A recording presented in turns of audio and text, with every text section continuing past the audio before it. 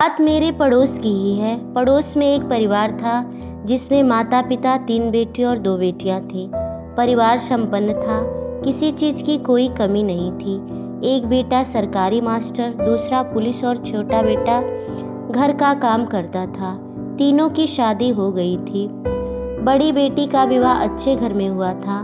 माता पिता बूढ़े हो गए थे, अब उनके हाथ में कुछ न था। भाइयों ने छोटी बहन की शादी एक साधारण परिवार में की।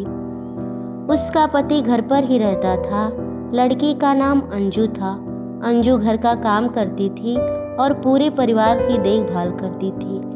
पति कुछ करता नहीं था और अंजू के साथ उसका व्यवहार भी अच्छा नहीं था, इसलिए वह किसी प्रकार की कोई शौक नहीं रखती थी। एक साधारण घरेलू स्त्री की तरह वह घर के कामों में और सबकी सेवा में लगी रहती थी।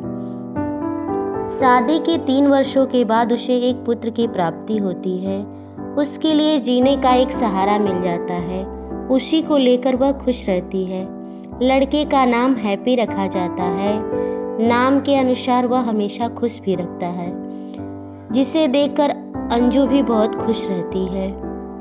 3 साल बाद अंजू को एक बेटी पैदा होती है।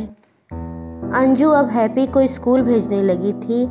माँ तो उतनी सुंदर नहीं थी, पर दोनों बच्चे बहुत सुंदर थे। 5 साल बाद लड़की भी स्कूल जाने लगी। धीरे धीरे दोनों बड़े हो गए। हैप्पी 12वीं पास कर लिया था।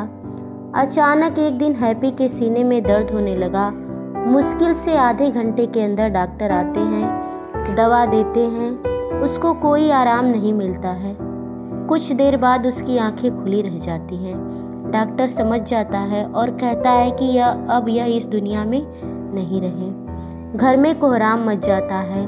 माँ का रो रो कर बुरा हाल था। जूही भी रोती और माँ को संभालती। माँ इतनी बुरी हालत में हो गई थी कि वह बिस्तर पर पड़ गई। अब जूही को घर का काम, माँ की देखभाल और अपनी पढ़ाई भी करनी पड़ती थी। जूही 12वीं में पहुँच गई थी। एक दिन शाम को खाना बनाकर जूही पढ़ने बैठी। अचानक उसके पेट में दर्द शुरू हुआ। दर्द बहुत ज़्यादा हो रहा था। डॉक्टर को बुलाया गया। डॉक्टर के आने से पहले ही जूही की मौत हो जाती है। माँ बिस्तर पर पहले से ही पड़ी थी। अब उसके पास रोने की भी शक्ति नहीं थी। बगल की इस घटना से मन इतना विचलित होता है कि मुंह से निकल जाता है कि हाय रे माँ का दुख। मैं कोई लेखिका नहीं थी, पर इस करुण व्यथा को देखकर मुझसे रहा नहीं गया और मैंने इसे कहानी की तरह लिख डाला।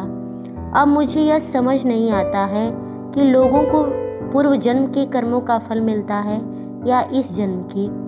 अंजू दीदी बहुत ही अच्छे स्वभाव की लड़की थी।